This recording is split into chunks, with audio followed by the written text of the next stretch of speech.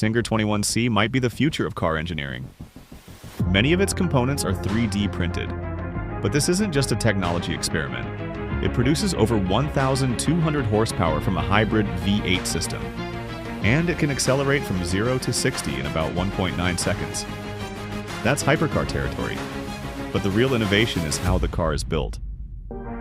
Manufacturing technology is evolving just as fast as performance.